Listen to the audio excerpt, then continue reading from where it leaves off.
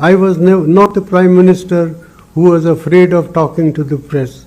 ಶ್ರೇಷ್ಠ ಆರ್ಥಿಕ ತಜ್ಞ ಮಾಜಿ ಪ್ರಧಾನಿ ಡಾಕ್ಟರ್ ಮನಮೋಹನ್ ಸಿಂಗ್ ಅವರ ನಿಧನ ಆಘಾತಕಾರಿ. ಮುಕ್ತ ಆರ್ಥಿಕ ನೀತಿಯ ಮೂಲಕ ಭಾರತದ ಆರ್ಥಿಕತೆಗೆ ನವಚೈತನ್ಯ ನೀಡಿದ ಐಟಿ-ಬಿಟಿ ಕ್ರಾಂತಿಗೆ ನಾಂದಿ ಹಾಡಿ ವಿಶ್ವವೇ ಭಾರತದತ್ತ ತಿರುಗುವಂತೆ ಮಾಡಿದ ಹಲವಾರು ಜನಪ್ರಿಯ ಯೋಜನೆಗಳನ್ನ ನೀಡಿ ದೇಶದ ಸರ್ವಾಂಗೀಣ ಅಭಿವೃದ್ಧಿಗೆ ಕಾರಣರಾದ ಡಾಕ್ಟರ್ ಮನಮೋಹನ್ ಸಿಂಗ್ ಅವರ ಅಗಲಿಕೆ ದೇಶಕ್ಕೆ ತುಂಬಲಾರದ ನಷ್ಟ. ಈ ಸಂದರ್ಭದಲ್ಲಿ ಡಾಕ್ಟರ್ ಮನಮೋಹನ್ ಸಿಂಗ್ ಅವರ ಹೆಜ್ಜೆ ಗುರುತು ಏನು ಅನ್ನೋದನ್ನ ಈ ವಿಡಿಯೋನಲ್ಲಿ ನಾವು ನೋಡೋಣ. 1932 ಸೆಪ್ಟೆಂಬರ್ 26ರಂದು ಆಗಿನ ಪಂಜಾಬ್ನಲ್ಲಿ ಜನನವಾಗುತ್ತೆ.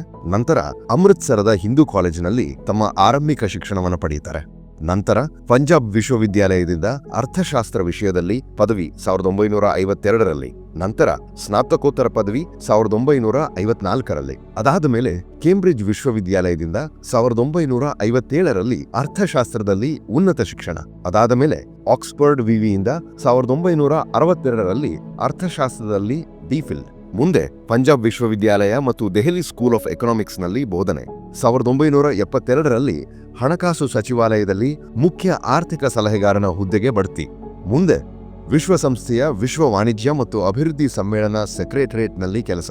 1987ರಿಂದ 1990ರವರೆಗೆ ಜೆನೀವಾದ ಸೌತ್ ಕಮಿಷನ್ನ ಪ್ರಧಾನ ಕಾರ್ಯದರ್ಶಿ. 1982ರ ಸೆಪ್ಟೆಂಬರ್ 16ರಿಂದ 1985ರ ಜನವರಿ 14ರವರೆಗೆ ರಿಸರ್ವ್ ಬ್ಯಾಂಕ್ ಆಫ್ ಇಂಡಿಯಾದ ಗವರ್ನರ್ ಆಗಿ ಕೆಲಸ.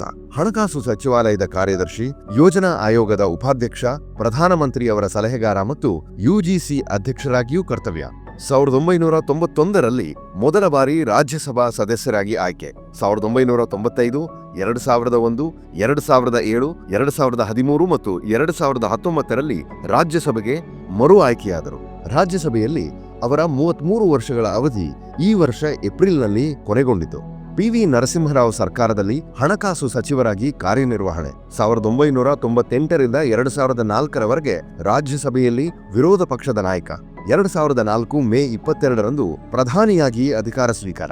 2009ರ ಮೇ 22ರಂದು ಎರಡನೇ ಅವಧಿಗೆ ಪ್ರಧಾನಿಯಾಗಿ ಆಯ್ಕೆ. 10 ವರ್ಷಗಳ ಕಾಲ ಭಾರತದ ಪ್ರಧಾನಿಯಾಗಿ ದೇಶಕ್ಕೆ ಅಮೂಲ್ಯ ಕೊಡುಗೆ ನೀಡಿದ ಡಾಕ್ಟರ್ ಮನಮೋಹನ್ ಸಿಂಗ್ ಅವರನ್ನ ಸ್ಮರಿಸುತ್ತಾ ಅವರಿಗೆ ನಮ್ಮ ನಮನಗಳು.